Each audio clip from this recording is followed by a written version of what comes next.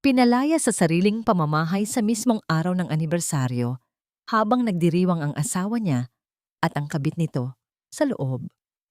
Wala kang silbi. 3 beses kang nakunan. Hindi ka makapagbigay ng anak. Malupit na sumbat ng biyenan niya. Bit-bit ang isang pekeng resulta ng pagsusuri. Ngunit sa halip na magmakaawa, pinulot ni Esmeralda ang kanyang dangal. Isinusuka ko ang apelyido ninyo. Magsama-sama kayo sa impyernong ginawa niyo. Makakabangon pa ba siya mula sa pagkawasak? 1 dekada na kayong kasal, Adrian, pero hanggang ngayon ay tuyot pa rin ang lupang sinasaka mo. Ano pang silbi ng malaking pagdiriwang na ito kung wala namang tagapagmana ang mga Salvatierra? Ang malamig at matalim na tinig ni Doña Pilar ay tila patalim na bumaon sa likuran ni Esmeralda. Walang anumang pagbabago sa ekspresyon ng matanda habang nakatayo ito sa hamban ng pinto, nakatingin sa kanila ng may buong paghamak. Bahagyang nanginig ang mga daliri ni Isme habang maingat niyang itinatali ang seda na kravat sa leeg ng kanyang asawang si Adrian. Sa refleksyon ng malaking salamin sa kanilang silid, pilit niyang itinago ang pait na namumuo sa kanyang mga mata. Sa ilalim ng kanyang mamahalin at hapit na emerald green na bestida, nakakubli ang mga peklat ng 3 beses na pagkakakunan. Mga marka iyon ng isang inang paulit-ulit na nawalan ng anak. Mga sugat na hindi kailanman nakikita ng lipunan, ngunit araw-araw niyang dinadala. Maalab na hinawakan ni Adrian ang panginginig ng mga kamay ng kanyang asawa. Ang init ng kanyang mga palad ay nagbigay ng pansamantalang ginhawa sa nanlalamig na sistema ni Isme. Hayaan mo na si Mama. Tonight is about us, Isme. Babawi ako sa lahat ng sakripisyo mo at sa lahat ng ibinigay mo para sa pamilyang ito. Malambing na wika ng lalaki na may kasamang pangakong tila sapat na upang pawiin ang lahat ng pang-aalipusta. Humugot ng malalim na hininga si Isme, pinilit na ngumiti at tumango. Siya ang perpektong asawa ng isang tanyag na CEO sa buong Davao, ang babaeng tinalikuran ang sariling pangarap sa arkitektura upang maging matibay na haligi sa likod ng tagumpay ng kanyang asawa. Ang saganang bulwagan ng hotel sa tabing dagat ng Davao ay naliligo sa liwanag ng naglalakihang kumpol ng mga kristal na ilaw. Ang mga piling panauhin mula sa pinakamataas na antas ng lipunan ay nagpapalitan ng mga ngiti at papuri. Pinagmamasdan ni Isme ang paligid habang nakakapit sa braso ni Adrian.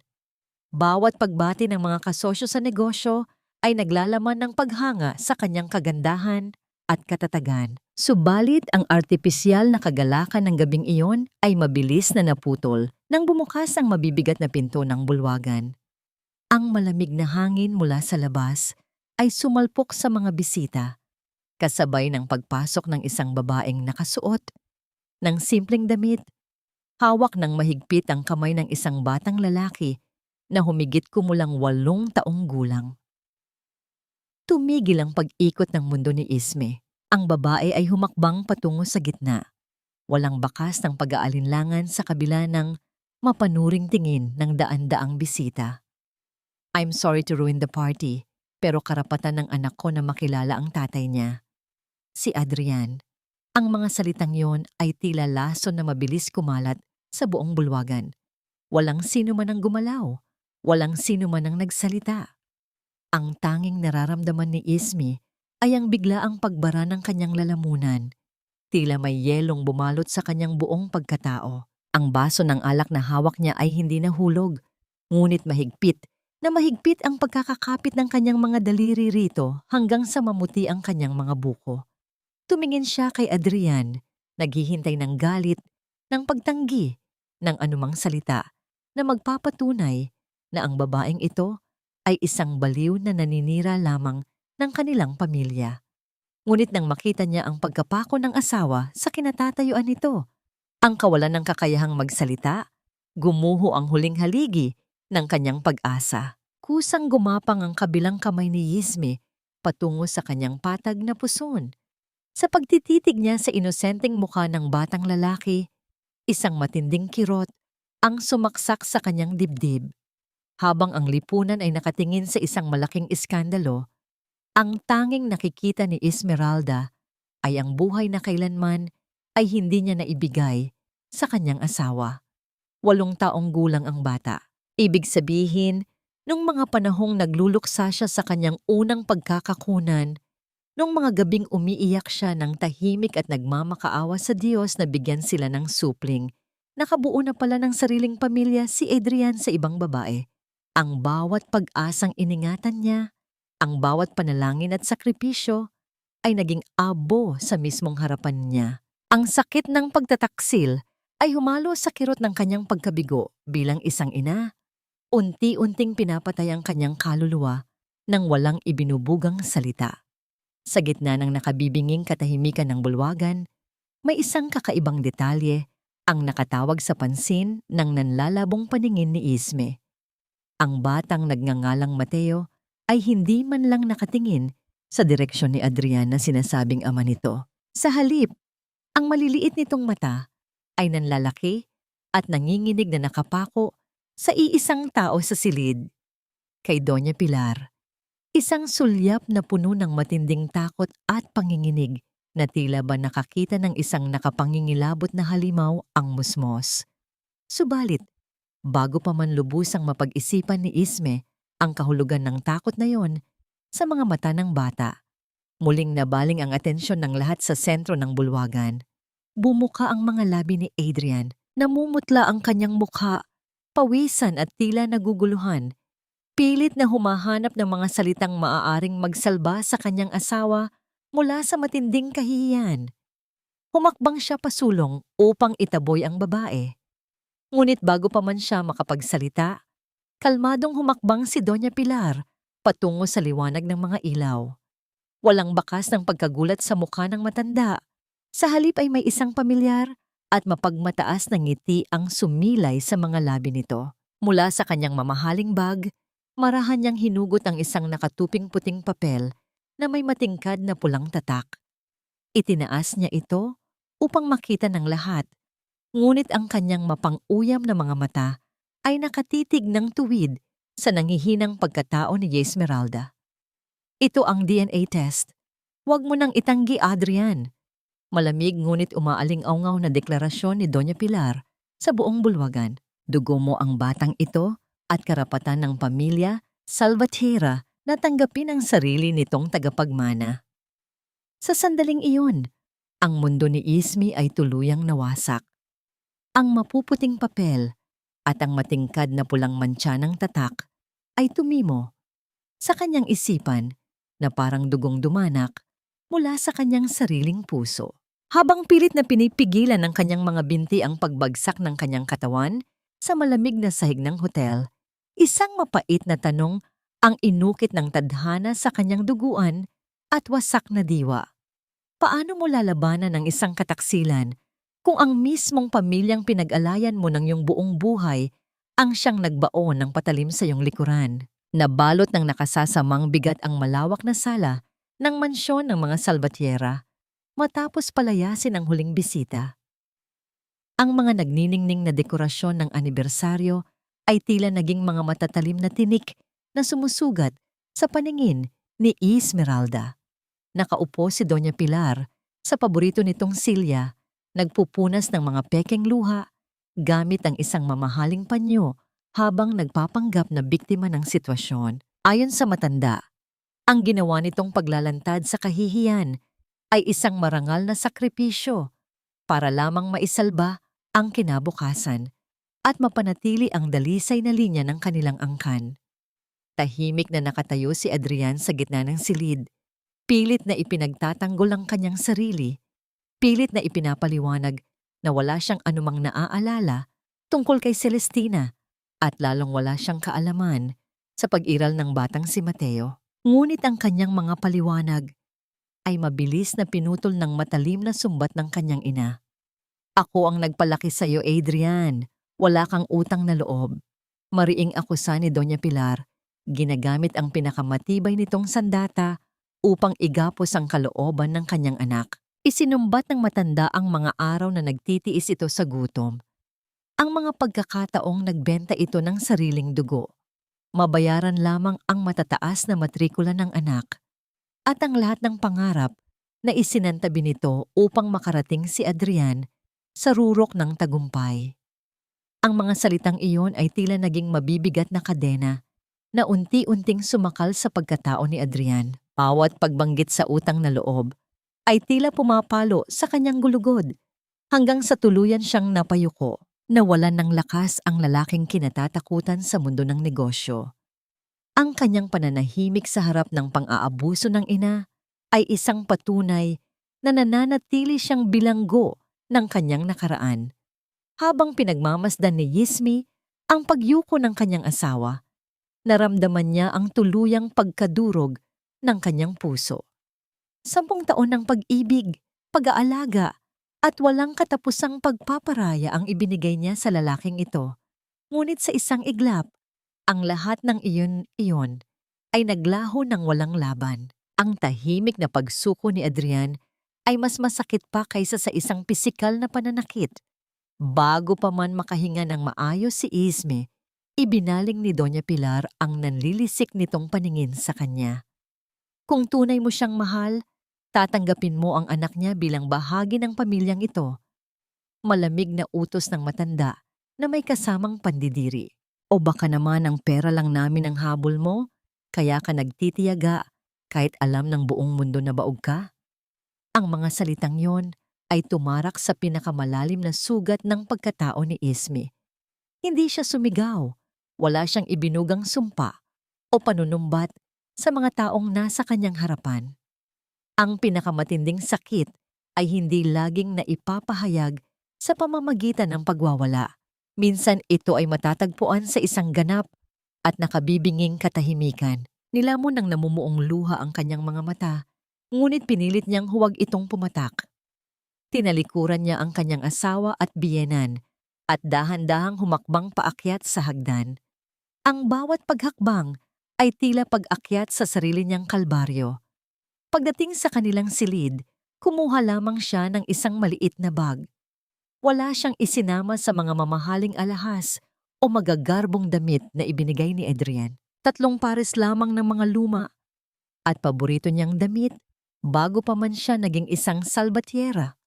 Ang kanyang inilagay sa loob. Bago tuluyang lisanin ang silid, huminto si Isme sa harap ng kanyang mesa de tocador.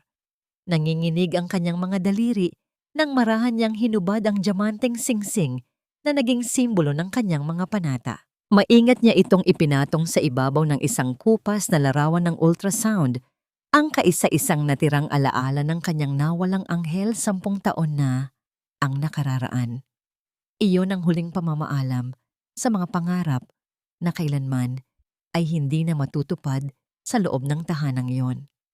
Pagbaba niya sa unang palapag, wala nang pumigil sa kanya. Subalit sa isang madilim na bahagi ng pasilyo, nahagip ng kanyang paningin si Celestina. Ang mukha ng babae ay naliliwanagan ng liwanag mula sa isang cellular phone, mabilis na nagpapadala ng isang mensahe para sa isang hindi kilalang tao. Isang palihim at mapanlinlang na ngiti ang saglit na sumilay sa mga labi nito bago mabilis na nagtago pabalik sa dilim. Hinarap ni Isme ang malamig na gabi, kung saan ang kalangitan ay nagbubuhos ng masaganang ulan na tila nakikiramay sa kanyang pighati. Nang makita ni Adrian ang paglagpas ng kanyang asawa sa malaking tarangkahan, tila natauhan ng lalaki mula sa isang mahabang bangungot. Tumakbo siya patungo sa pintuan. Sumisigaw. Tinatawag ang pangalan ni Isme sa gitna ng walang awang pagbuhos ng ulan.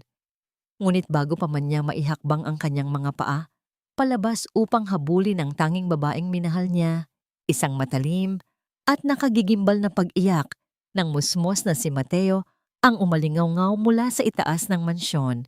Napahinto si Adrian. Ang kanyang mga paa ay tila ipinako sa sahig.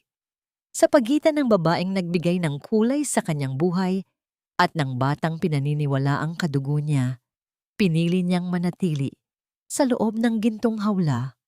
Isang matalim na guhit ng liwanag ang pumunit sa madilim na kalangitan ng Davao, kasunod ng isang malakas na pagyanig mula sa itaas.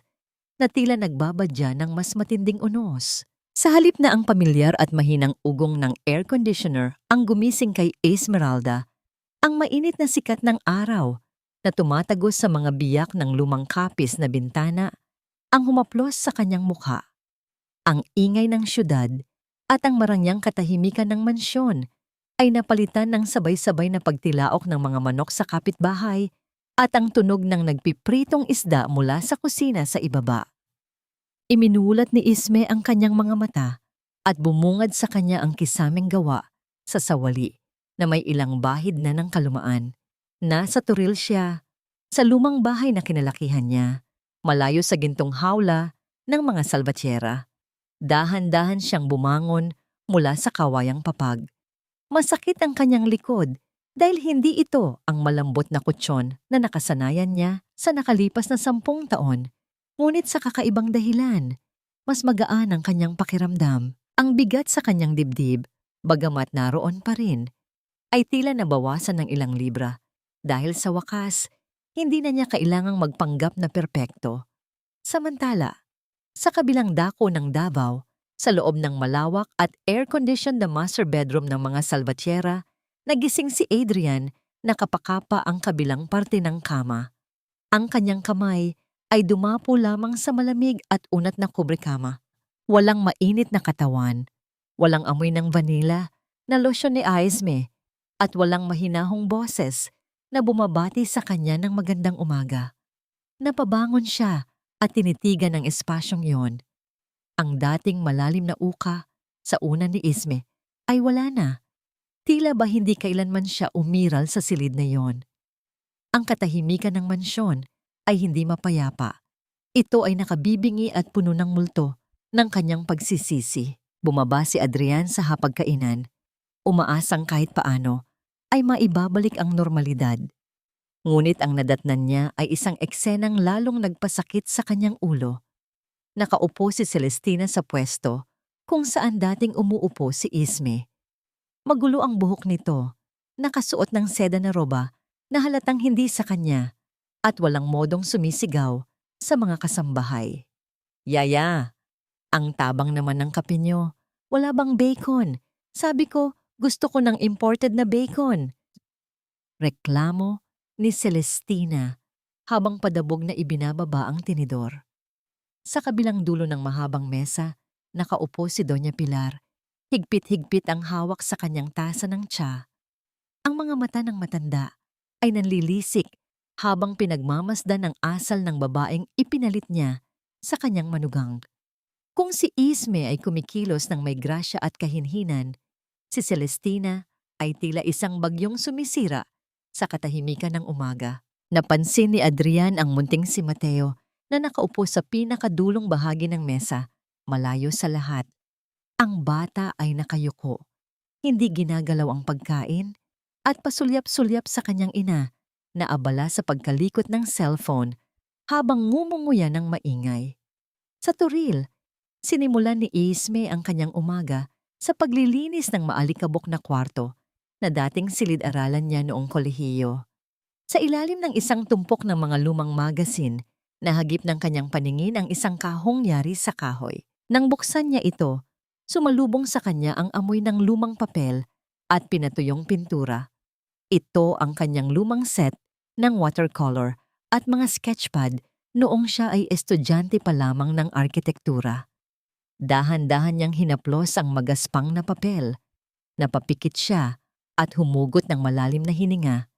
Dinadama ang pamilyar na amoy na nagpapaalala sa kanya ng panahong siya ay si Dabiriliano pa lamang, isang babaeng puno ng pangarap bago siya naging misis. Salamat na tagasilbi at tagasunod.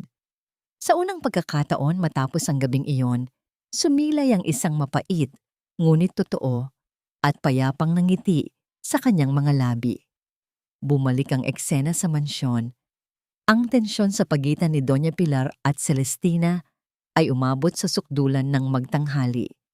Nakikita ng matanda na suot-suot ni Celestina ang isang kwintas na naiwan ni Isme, isang simpleng perlas na regalo ng yumaong ina ni Isme. Hubarin mo yan. Mariing utos ni Doña Pilar, ang boses ay mababa, ngunit puno ng awtoridad. Bakit ba? Sayang naman kung walang gagamit, di ba? Tutal ako na ang bagong senyora dito. Hindi na natapos ni Celestina ang kanyang sasabihin. Isang malakas at mabilis na sampal ang dumapos sa kanyang pisngi. Sapat upang mapaling ang kanyang mukha at mapatigil ang pagnguya ng mga kasambahay na nakasaksi. Namula agad ang pisngi ng babae at nanlaki ang mga mata sa gulat. Lumapit si Doña Pilar. Ang mukha ay halos dumikit na sa mukha ni Celestina at bumulong sa tonong nakakapanghilakbot. Huwag kang ilusyonada. Tandaan mo ang lugar mo sa bahay na ito. Bayad ka para magpanggap na ina ng tagapagmana ko, hindi para maging reyna. Ang dumi ng iyong nakaraan ay hindi kailanman maitatago ng mga alahas na yan. Sa sulok ng kusina, nanginginig na pinapanood ni Mateo ang pangyayari. Mabilis niyang kinuha ang isang piraso ng tinapay na nahulog sa sahig. Pinagpag ito at maingat na itinago sa bulsa ng kanyang maruming shorts. Ang kanyang mga mata ay puno ng takot, tila isang maliit na hayop na naghahanda sa anumang oras na kailangan niyang tumakas upang mabuhay. Ang kanyang sikreto at gutom ay nanatiling nakatago sa ilalim ng gintong mantel ng pamilyang ito. Ang malawak na silid na ibinigay kay Mateo sa loob ng mansyon ng mga Salvatierra ay tila isang nagyeyelong kabaong sa halip na isang mainit na kanlungan. Sa gitna ng gabi, nanginginig ang munting katawan ng bata sa ilalim ng makapal na kumot. Umaapoy ang kanyang lagnat at ang bawat paghinga ay may kasamang hapo at sipon. Ngunit walang sino man ang naroon upang haplusin ang kanyang noo. Wala si Celestina. Ilang oras na ang nakalilipas nang marinig ni Mateo ang pag-alis ng kanyang ina. Suot ang isang magarbong damit at amoy alak upang makipagkita sa mga kaibigan at ipagmalaki ang bago niyang buhay mayaman. Naiwan si Mateo sa dilim, nilalamon ng takot at sakit ng katawan. Bumukas ang pinto nang walang anumang katok. Pumasok si Doña Pilar, dala hindi ang gamot o tubig, kundi ang kanyang mapanghusgang tingin. Nasilaw si Mateo sa biglaang pagbukas ng ilaw at pilit na tinakpan ang kanyang mga mata gamit ang nanginginig na braso.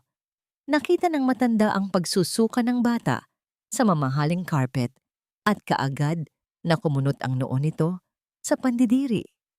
Sa halip na tulungan ng apo sa tuhod, lumapit ito at mariing kinurot ang tagiliran ni Mateo. Sapat upang mapapigil ng hininga ang bata sa sakit. Ang dumi-dumi mo. Wala kang idinulot sa pamamahay na ito, kundi perwisyo. Asik ni Doña Pilar, ang bawat salita ay may lason. Kasalanan mo kung bakit nandito ang nanay mong mukhang pera. Kung hindi lang dahil sa apelyido ng pamilya, matagal na kitang itinapon sa lansangan. Tumulo ang luha ni Mateo ngunit hindi siya gumawa ng ingay. Sanay na siya sa sakit. Sanay na siya na ang pag-iyak ay lalo lamang nagpapagalit sa mga matatanda. Nang padabog na isara ni Doña Pilar ang pinto at patayin muli ang ilaw, naiwan ang bata sa isang nakabibinging katahimikan. Sa ibaba, sa malawak na sala, nakahandusay si Adrian sa sofa. Ang amoy ng alak ay humahalo sa hangin habang mahimbing itong natutulog. Pilit na tinatakasan ang realidad ng kanyang magulo at duwag na pagkatao. Hindi nito naririnig ang impit na paghikbi ng batang nasa itaas. Hindi na kaya ni Mateo. Ang takot kay Doña Pilar ay mas matindi pa kaysa sa takot niya sa dilim ng gabi. Sa kanyang lagnat na isipan, isang alaala ang luminaw. Ang mukha ng mabangong ginang noong gabi ng party. Ang babaeng may malungkot na mata, ngunit malambot na hawak. Narinig niya noong isang araw ang mga katulong na nagbubulungan tungkol sa lugar na tinatawag na Toril, kung saan lumipat ang dating senyora. Buong tapang na bumangon si Mateo. Isinuot ang kanyang sapatos kahit nanginginig ang mga tuhod at dahan-dahang binuksan ang bintana. Ang hangin sa labas ay malamig at basa, ngunit para sa kanya, ito ay hangin ng kalayaan. Ginamit niya ang mga baging sa pader upang makababa. Hindi iniinda ang mga gasgas sa kanyang braso at binti. Ang bawat kaluskos ng mga dahon ay tila mga yabag ng humahabol sa kanya, kaya tumakbo siya. Tumakbo siya palabas ng subdivision, palabas ng gintong kulungan, tangay lamang ng kanyang instingto at ng pag-asang may isang lugar na hindi siya sasaktan. Sa Toril, ang umaga ay nagsimula ng may kapayapaan. Nasa labas ng bakuran si Isme, dinidiligan ang mga orkidya ng kanyang yumaong ina. Ang hamog ay unti-unting nawawala sa pagpapakita ng araw. Ito ang mga sandaling pinakapayapa ang kanyang puso, malayo sa mga mata ng mapanghusgang lipunan. Ngunit ang kapayapaan ay nabasag ng mahagip ng kanyang paningin ang isang maliit na bulto na nakahandusay sa labas ng kanyang kinakalawang na gate. Mabilis na ibinaba ni Isme ang hose at tumakbo palabas.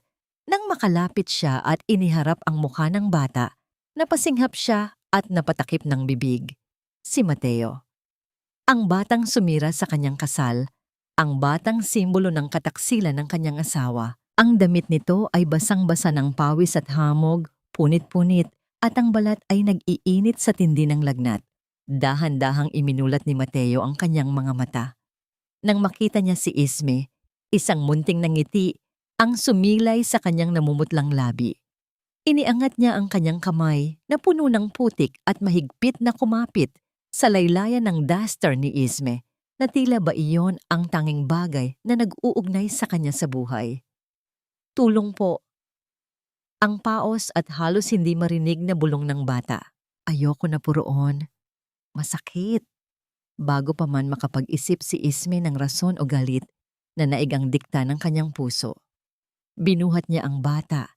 Hindi inaalintana ang bigat o ang dumi na kumakapit sa kanyang damit. Ang batang ito ang dahilan ng pagguho ng kanyang mundo. Ngunit sa sandaling iyon, siya ay isa lamang musmos na nangangailangan ng kalinga ng isang ina. Dali-daling ipinasok ni Isme si Mateo sa loob at inihiga sa sofa. Kinuha niya ang kanyang telepono upang tawagan sana si Adrian at ipaalam na naroon ang bata. Ngunit bago pa man niya mapindot ang pangalan ng asawa, umilaw ang screen ng kanyang cellphone. Isang mensahe mula sa isang hindi kilalang numero ang bumungad sa kanya. Ang mga salita ay tila yelong bumuhos sa kanyang gulugod. Huwag mong ibalik ang bata. Papatayin nila siya. Napatingin si Isme kay Mateo na ngayoy mahimbing nang nakatulog sa kanyang sofa, ang paghinga ay mabigat at pagod. Sa labas, nagsimulang umihip ang malakas na hangin. Pinapagalaw ang mga yero ng bubong sa isang nakababahalang ritmo. Tila nagbabadya na ang tahimik na buhay ni Isme sa Toril ay tapos na. Ang magdamag ay tila isang walang katapusang paghihintay para kay Esmeralda. Sa ilalim ng aandap-andap na liwanag ng lumang lampara, sa sala, binantayan niya ang bawat paghinga ng batang si Mateo. Ang init ng lagnat nito ay tumatagos sa basang bimpo na paulit-ulit niyang pinapalitan at idinadampi sa noo ng bata. Sa bawat paghaplos ng kanyang mga daliri sa mukha ni Mateo, hinanap ni Isme ang kahit anong bakas ng kanyang asawa. Tinitigan niya ang hubog ng ilong, ang kurba ng mga kilay, at ang hugis ng baba. Ngunit sa halip na makita si Adrian, ang nakita niya ay isang estranghero. Isang batang walang anumang pagkakahawig sa mga salbatyera. Ang lukso ng dugo na inaasahan niyang mararamdaman bilang galit ay napalitan ng isang kakaibang uri ng awa. Paanong ang batang ito, na simbolo ng kanyang pagkawasak, ay tila isang anghel na napadpad lamang sa maling tahanan. Nang sumikat ang araw, ang amoy ng nilulutong luya at manok ay pumuno sa maliit na bahay. Nagising si Mateo mula sa kanyang mahimbing na tulog. Ang kanyang mga mata ay nanlalaki sa takot nang mapagtanto niyang wala siya sa mansyon. Akmang babangon siya upang tumakbo, ngunit ang panghihina ng kanyang katawan ang pumigil sa kanya.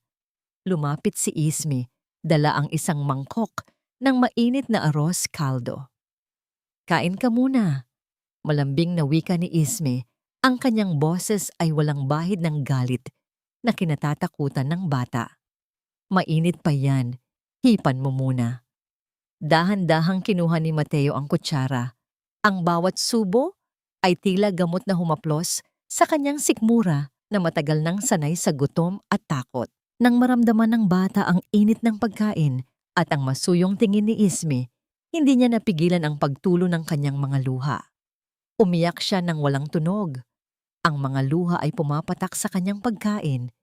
Isang pag-iyak ng batang uhaw sa kalinga. Habang pinupunasan ni Isme ang pisngi ng bata, napansin ni Mateo ang bahagyang pag-angat ng laylayan ng damit ni Isme nang umupo ito sa tabi niya. Nakita ng bata ang mga pilat at guhit sa tiyan ng babae, ang mga marka ng pagkakakunan, ang mga stretch marks na pilit itinatago ni Isme sa mundo dahil sa hiya. Dahan-dahang inabot ng maliit na kamay ni Mateo ang mga guhit sa tiyan ni Isme. Natigilan si Isme, akmang tatakpan ito, ngunit nagsalita ang bata sa isang tinig na puno ng paghanga. "Ang ganda po, tita," bulong ni Mateo. Ang kanyang mga daliri ay marahang humaplos sa balat ni Isme, para pong mga alon sa dagat. Ang mga salitang iyon ay tumarak sa puso ni Isme at nagpaguho sa pader na itinayo niya sa kanyang sarili. Ang mga pilat na itinuring niyang kapintasan at sumpa ay nakita ng isang musmos bilang isang bagay na maganda. Niyakap niya ng mahigpit ang bata at sa sandaling iyon, naramdaman niya ang pagiging ina na matagal nang ipinagkait sa kanya. Sa gitna ng kanilang yakap, humiwalay ng bahagya si Mateo at tumingin ng diretso sa mga mata ni Isme. Ang kanyang sumunod na mga salita ay yumanig sa buong pagkatao ng babae. "Sorry po, tita. Hindi ko naman po tatay yung mayamang lalaki." Pag-amin ng bata habang nanginginig ang boses. "Sabi po ni Mama, magpanggap daw ako para may pambili kami ng gamot ni Lola. Takot na takot po ako sa kanilang lola sa mansyon. Baka saktan nila ulit ako." Ang pag-amin ng bata ay tila bombang sumabog sa pandinig ni Esmeralda. Nanlamig ang kanyang buong katawan mula sa kanyang anit hanggang sa dulo ng kanyang mga paa. Ang matinding galit na kanina pa niya pilit kinukubli ay nagbago ng anyo. Hindi na ito galit para sa sarili, kundi galit para sa kawalang hiyaan ng mga taong gumamit sa isang inosenteng bata. Mahigpit niyang niyakap si Mateo. Ipinararamdam sa bata ang proteksyon na kailanman ay hindi nito naramdaman sa piling ng tunay nitong ina. Sa nanginginig na mga kamay, kinuha ni Isme ang kanyang telepono. Hinanap niya ang pangalan ni Attorney Reynaldo Quintero, ang kanyang dating kamag-aral at isa sa mga pinagkakatiwalaang abogado sa Davao. Sa bawat dial, bumibilis ang tibok ng kanyang puso. Alam niyang ang tawag na ito ang magsisimula ng isang gera laban sa pamilyang minahal at pinagsilbihan niya ng isang dekada. Ilang sandali pa, dumating si Reynaldo sa munting bahay sa Toril. Wala nang paligoy-ligoy. Nakita ng abogado ang takot sa mga mata ng bata at ang determinasyon sa mukha ni Isme. Maingat kumuha si Reynaldo ng hibla ng buhok mula kay Mateo at inilagay ito sa isang sterile na plastic bag. "Isme, kung totoo ang sinasabi ng bata," mahinang wika ni Reynaldo habang tinitingnan ang natutulog na si Mateo.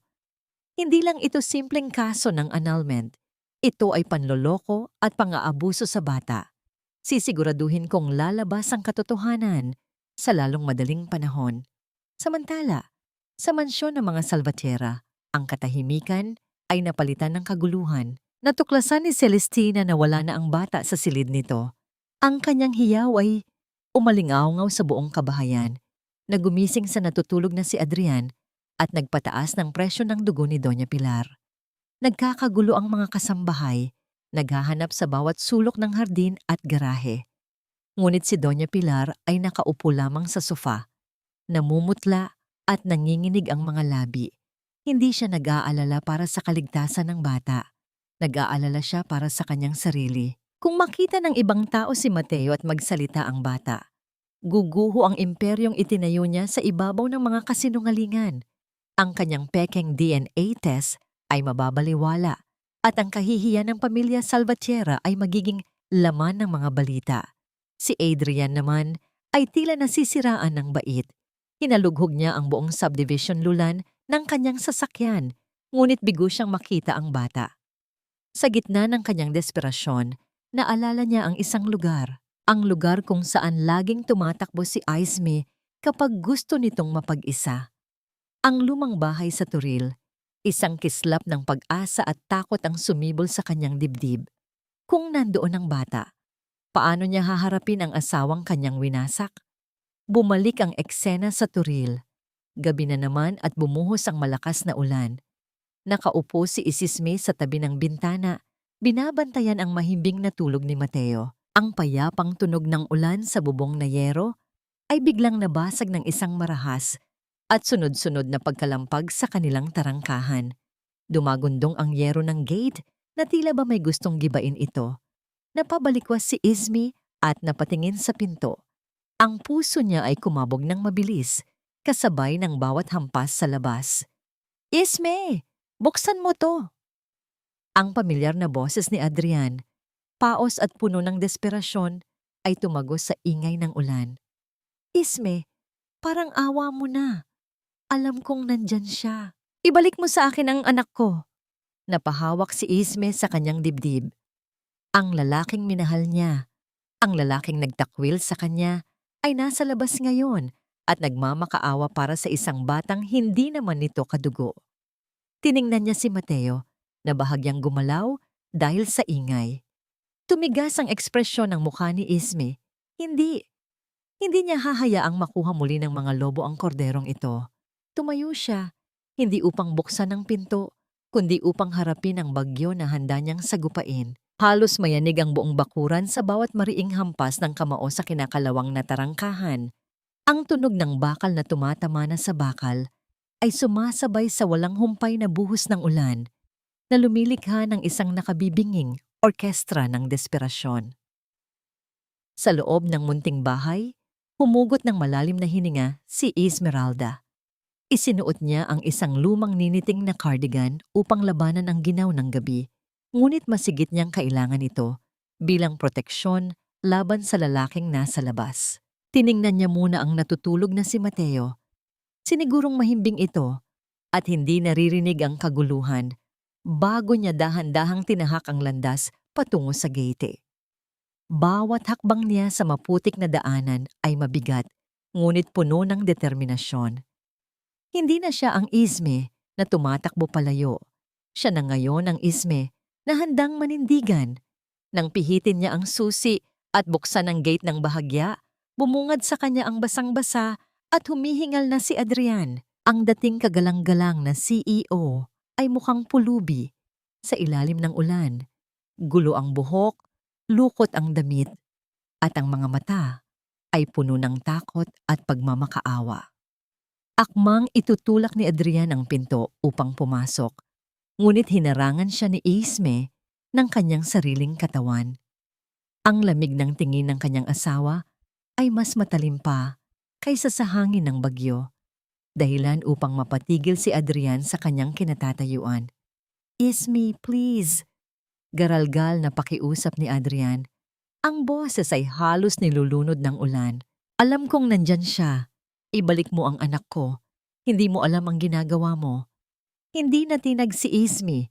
Tinitigan niya ang lalaking minahal niya ng isang dekada at sa kauna-unahang pagkakataon, wala siyang nakitang pagmamahal, kundi awa para sa isang taong bulag sa katotohanan. "Anak mo?" Ang tanong ni Isme ay mahina ngunit puno ng diin. "Paano mo naging anak ang isang batang ni hindi mo kilala? Alam mo ba kung anong gamot ang bawal sa kanya? Alam mo ba kung bakit puno ng latay at peklat ang likod niya?" Natigilan si Adrian. Ang kanyang bibig ay bumuka upang sumagot, ngunit walang lumabas na salita. Ang katotohanan ay sampal sa kanyang mukha. Wala siyang alam.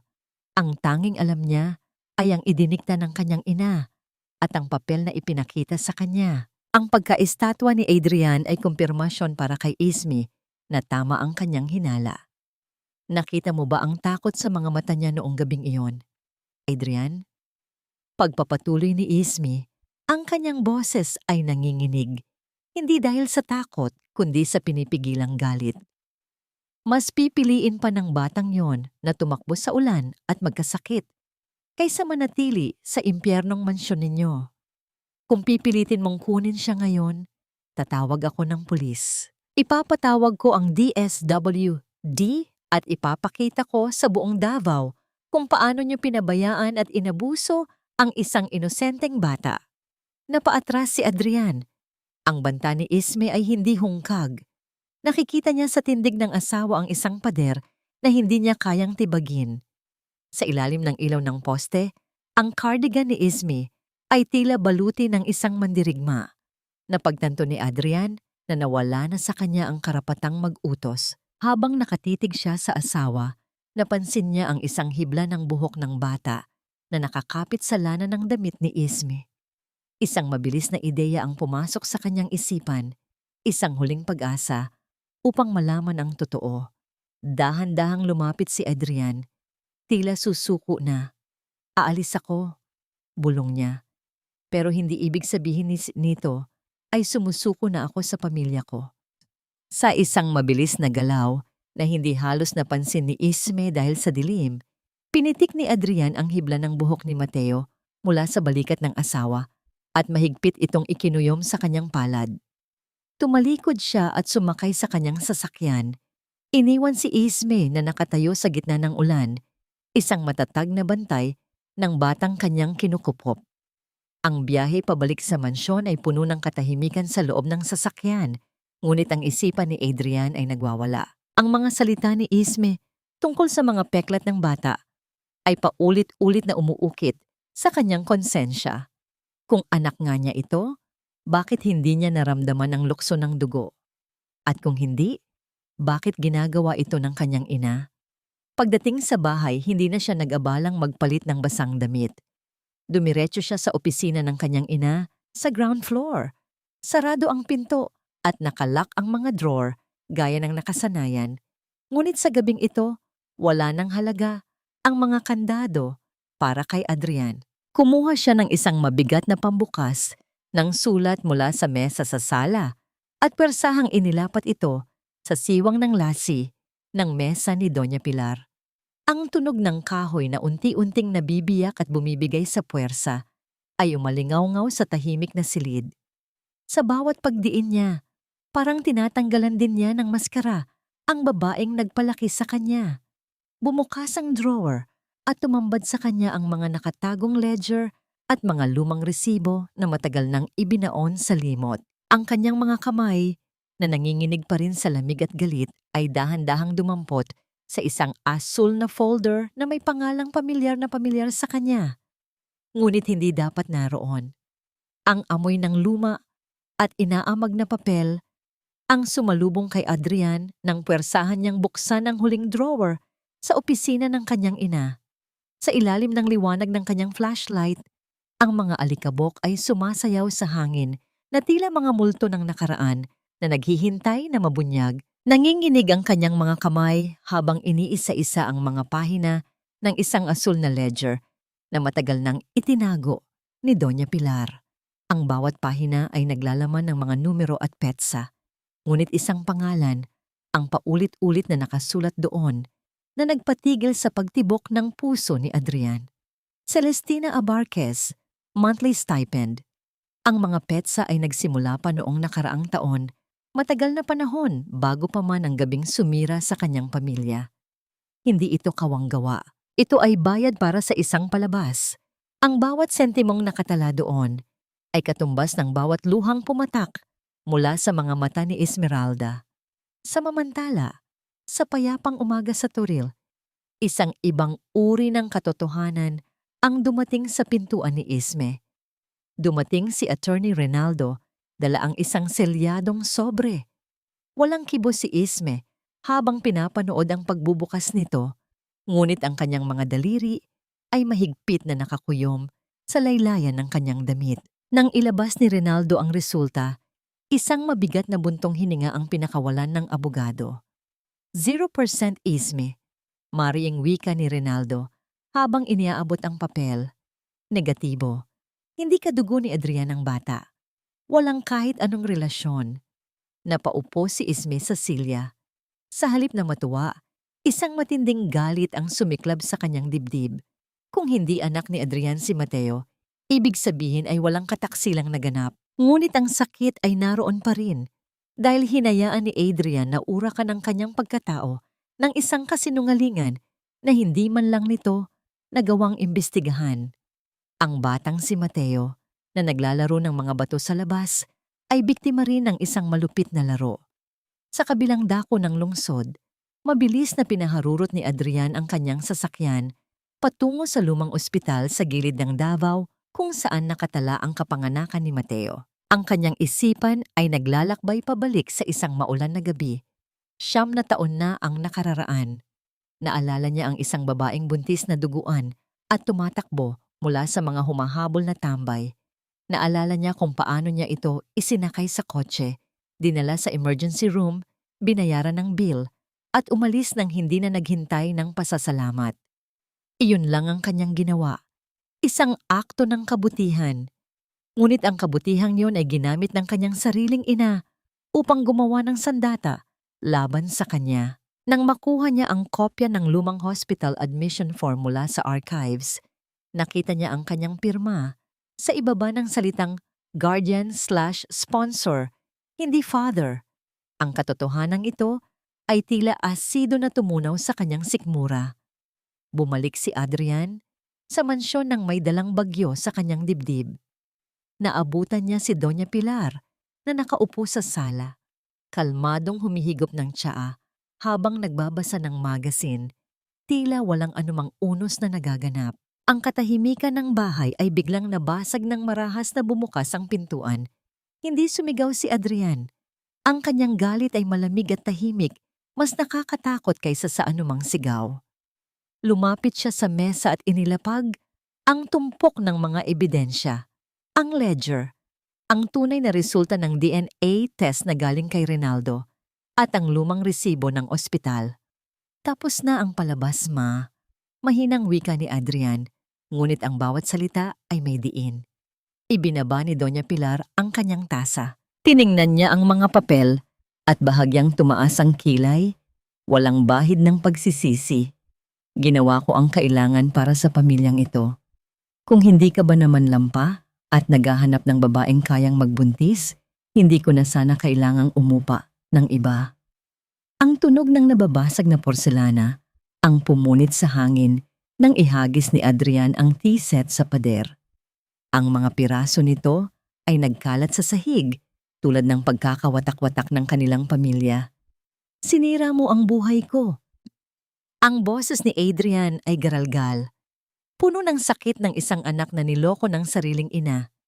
Dahil sa obsession mo sa apelyidong ito, winasak mo ang kaisa-isang babaeng nagmahal sa akin ng totoo. Sa itaas na palapag, narinig ni Celestina ang kaguluhan. Dali-dali niyang kinuha ang kanyang mga bagahe, akmang tatakas sa likod na pinto. Ngunit hinarang siya ng mga security guard na inatasan na ni Adrian bago pa man siya pumasok. Kinaladkad siya pabalik sa sala kung saan siya ay napaluhod sa harap ng nagngangalit na si Adrian. Magsama kayo sa kulungan. Duro ni Adrian kay Celestina at sa kanyang ina. Lumapit si Adrian sa mesa at muling dinampot ang lumang resibo ng ospital kung saan nakapirma ang kanyang pangalan.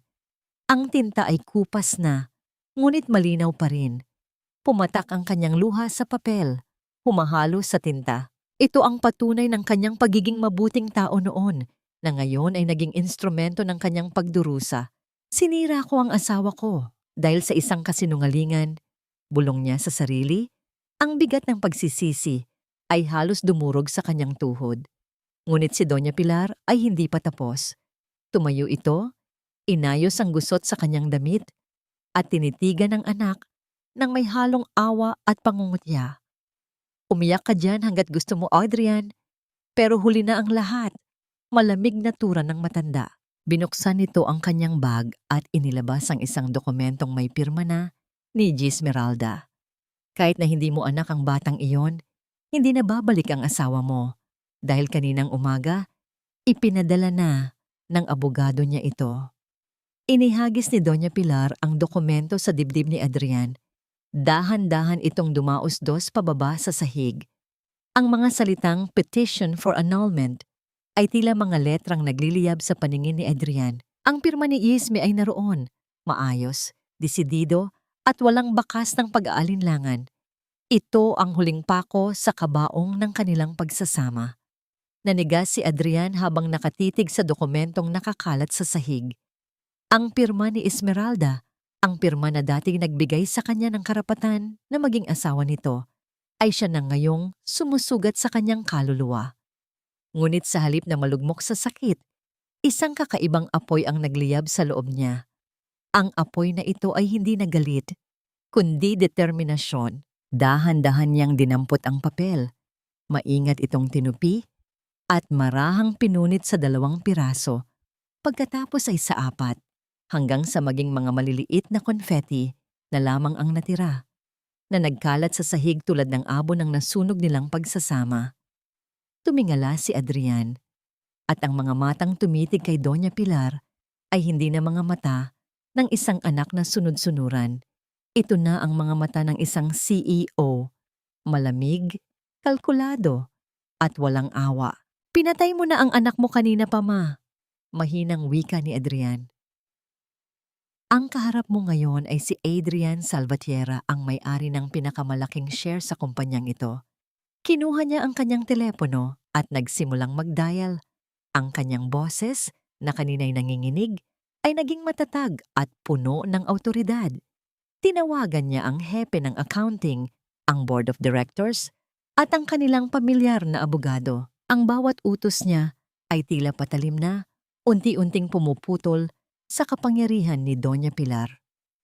Ang mga credit card, ang access sa bank accounts ng korporasyon, at maging ang pondo para sa mga charity ball na kinahuhumalingan ng matanda ay isa-isang ipinatigil. Nanlaki ang mga mata ni Doña Pilar. Sa kauna-unahang pagkakataon, nakita niya ang halimaw na siya mismo ang lumikha. Isang lalaking natutong gamitin ang kapangyarihan na siya mismo ang nagturo. Tumakbo siya palapit sa anak, akmang hahawakan ito sa braso, ngunit umiwas si Adrian na tila nandidiri. Anong ginagawa mo? Ako ang ina mo. Wala kang utang na loob. Ang nanginginig na sigaw ni Doña Pilar, ginagamit ang kanyang huling baraha. Huminto si Adrian at dahan-dahang humarap sa ina. Ang muka ay walang anumang emosyon. Ang utang na loob, Ma, ay binabayaran ng pagmamahal, respeto at pag-aaruga. Hindi ito binabayaran ng pagkaalipin, sagot niya. At ang pagmamahal, binubuo yan ng katotohanan. Isang bagay na hindi mo kailanman ibinigay sa akin. Sa isang sulok, nakaluhod pa rin si Celestina, nanginginig sa takot. Nang makita niyang wala ng kapangyarihan si Doña Pilar, dali-dali siyang gumapang palapit sa paanan ni Adrian, humahagulgol. Sir Adrian, maawa po kayo. Utos lang po lahat sa akin ni Ma'am Pilar. Pinangakuan niya po ako na ipapagamot ang nanay ko, pero hindi niya po tinupad. Ginagamit niya lang po ako. Hindi pinansin ni Adrian ang babae, ibinigay niya ang huling utos sa mga security guard na dalhin ito palabas ng mansyon. Ngunit bago ito tuluyang makalabas, nagsalita si Adrian nang hindi ito nililingon. Sagot ko na ang lahat ng gastusin sa ospital ng nanay mo, wika niya. Pero kapalit niyan, pipirmahan mo ang papeles na isusuko mo ang lahat ng karapatan mo bilang ina kay Mateo. Dahil sa pag-abandona at pang-aabuso, hindi ka nakarapat-dapat sa kanya. Pagkatapos noon, tinalikuran na ni Adrian ang lahat. Hindi niya pinansin ang pagwawala ng kanyang ina o ang pagmamakaawa ni Celestina. Naglakad siya patungo sa kanyang kwarto. Sa ibabaw ng kanyang mesa, nakatayo ang isang mamahaling relos na regalo ni Doña Pilar noong una siyang ma-promote bilang CEO. Iyon ang simbolo ng lahat ng kanyang tagumpay, ang paalala ng lahat ng kanyang sakripisyo. Dahan-dahan niyang hinubad ang relos sa kanyang pulso. Ang bigat nito ay parang bigat ng kanyang kasalanan. Inilapag niya ito sa mesa, kasama ang lahat ng karangyaan at kasinungalingan na kaakibat nito. Nagbihis si Adrian ng simpleng damit at lumabas ng bahay. Dala lamang ang susi ng kanyang kotse. Hindi na niya nilingon pa ang mansyong naging saksi sa kanyang pagkabigo. Habang minamaneho niya ang sasakyan papalayo, ang imahe ni Doña Pilar na humahagulgol sa gitna ng sala, napapaligiran ng mga mamahaling bagay, ngunit nag-iisa ang huling alaala niya ng kanyang ina. Bumuhos muli ang ulan, mas malakas at mas marahas kaysa kanina. Ngunit hindi na ito mahalaga para kay Adrian.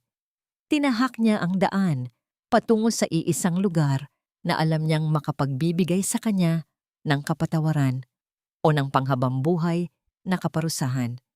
Ang munting bahay sa Turil. Nang makarating siya sa tapat ng gate, pinatay niya ang makina ng sasakyan, ngunit hindi siya bumaba. Pinanood niya ang mga patak ng ulan na dumadaloy sa salamin ng kotse. Bawat patak ay tila isang luha ni Esmeralda na hindi niya napunasan.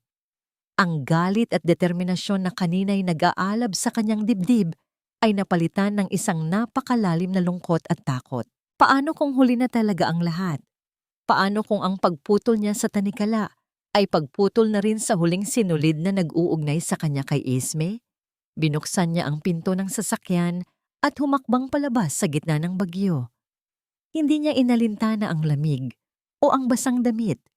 Naglakad siya papunta sa kinakalawang na tarangkahan, ngunit sa halip na kumatok o mag-ingay, dahan-dahan siyang lumuhod sa maputik na lupa.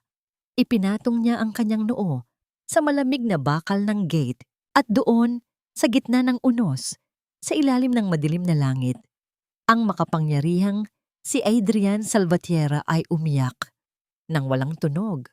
Ang kanyang mga balikat ay nayayanig sa bawat hikbi. Ang kanyang mga luha ay humahalo sa buhos ng ulan, tinatangay ng agos pababa sa kalsada. Tumila na ang ulan, ang amoy ng basang lupa at mga nabasang halaman ay humahalo sa malamig na simoy ng hangin ng umaga. Nang imulat ni Esmeralda ang kanyang mga mata, isang kakaibang katahimikan ang bumalot sa paligid. Tumayo siya, nagtimpla ng kape, at sumilip sa bintana. Ang kanyang sasakyan ay nakaparada pa rin sa labas. Ngunit sa ilalim ng sasakyan, sa gitna ng mga putik na daan, nakaluhod ang isang pamilyar na anyo. Hindi gumagalaw, tila isang estatwang gawa sa pagsisisi. Ang puso ni Esme ay tila isang ibon na nagpumigla sa loob ng kanyang dibdib. Dahan-dahan niyang binuksan ang pinto. Bawat mahinang tunog ng pagkaskas ng kahoy sa semento ay tila isang dagundong sa katahimikan. Nang tuluyan siyang makalabas, tumambad sa kanya ang itsura ni Adrian. Ang kanyang damit ay tuyo na sa katawan, ngunit naninigas dahil sa putik. Ang kanyang mukha ay nakayuko, ang buhok ay magulo, at ang kanyang mga balikat ay tila pasan ang bigat ng buong mundo. Hindi ito ang makisig na CEO na kilala ng lahat. Ito ay isang lalaking tuluyang nawasak. Hindi nagsalita si Adrian. Dahan-dahan lamang siyang tumayo. Ang bawat galaw ay may kasamang sakit at inilahad kay Esme ang isang folder. Sa loob nito ay ang lahat ng ebidensya, ang ledger, ang tunay na resulta ng DNA, ang resibo ng ospital. Sa ilalim ng mga ito ay isa pang dokumento, isang notarized na kasulatan na naglilipat ng kalahati ng kanyang shares sa Salvatierra Corporation sa pangalan ni Esmeralda. Hindi ko hinihiling na bumalik ka sa akin, Esme. Ang kanyang boses ay paos at basag. Nandito ako para ibalik ang lahat ng kinuha sa'yo ng pamilya ko. Ang dangal mo, ang kapayapaan mo, at ang kinabukasan na ninakaw namin sa'yo. Nakatayo lamang si Esme, pinagmamasdan ang lalaking dating sentro ng kanyang mundo. Ang mga luha ay nagsimulang mamuo sa kanyang mga mata, ngunit ang kanyang boses ay nanatiling kalmado at matatag nang siya ay magsalita. Hindi ang bata ang sumira sa atin, Adrian, wika niya, at sa bawat salita ay tila may patalim na sumusugat sa puso nilang dalawa. Hindi rin ang mga kasinungalingan ng ina mo. Ang sumira sa atin ay ang kawalan mo ng tiwala at paninindigan noong gabing iyon. Ang pananahimik mo ang pumatay sa akin. Hinayaan mo silang yurakan ako habang ikaw ay nakatayo lang sa tabi. Ang mga salitang iyon ay tumama kay Adrian nang mas malakas pa kaysa sa sampal. Ang kanyang mga tuhod ay muling bumigay at napaluhod siyang muli sa putikan. Ngunit sa pagkakataong ito, ipinatong niya ang kanyang noo sa malamig at basang lupa, isang ganap na pagsuko. Ang kanyang mga balikat ay muling nayanig, hindi dahil sa lamig, kundi dahil sa hagulgol na pilit niyang pinipigilan. Patawarin mo ako, Isme. Ang kanyang mga salita ay kinakain ng lupa. Naging duwag ako. Patawarin mo ako. Hihintayin kita kahit gaano katagal. Kahit abutin pa ng 10 taon, 20 taon, maghihintay ako. Mula sa loob ng bahay, isang maliit na anyo ang lumabas, si Mateo. Suot ang tsinelas na malaki pa sa kanyang paa. Dahan-dahan siyang lumapit sa nakaluhod na si Adrian. Sa kanyang kamay, may hawak siyang isang maliit at malinis na panyo. Lumuhod din ang bata sa tabi ni Adrian at dahan-dahang pinunasan ng putik at luha. Sa pisngi ng lalaki, ang inosenteng kilos ng bata ang tuluyang nagpaguho sa huling pader na nakapalibot sa puso ni Esmeralda. Nakita niya sa kanilang tatlo ang isang pamilyang winasak ng kasakiman, ngunit maaari pa ring buuin ng pagpapatawad. Pumatak ang kanyang mga luha, hindi na dahil sa sakit, kundi dahil sa isang kakaibang pag-asa. Kinuha niya ang isang payong na nakasabit sa gilid ng pinto at lumapit sa kanila. Hindi niya niyakap si Adrian, ngunit dahan-dahan niyang itinapat ang payong sa ulunan ng lalaki upang hindi na ito muling mabasa ng hamog. Tumayo ka dyan! Mahinang utos ni Isme, ang kanyang boses ay may bahid na ng lambing. Hindi ko kailangan ng asawang nakaluhod. Ang kailangan ko ay isang kakampi.